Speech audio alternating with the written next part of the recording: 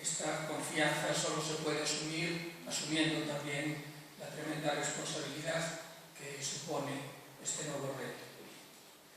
El proyecto Cambio es un proyecto muy interesante, un proyecto con una línea de mejora clara, con unos recursos excelentes que ilusionaría a cualquier gestor.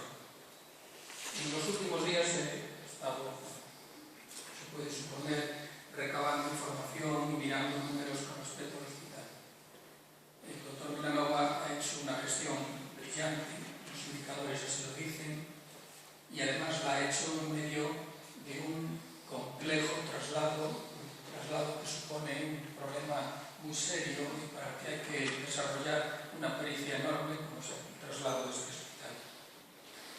Sin restarle méritos al doctor Vilanova, es evidente que estos números y este trabajo no se puede hacer sin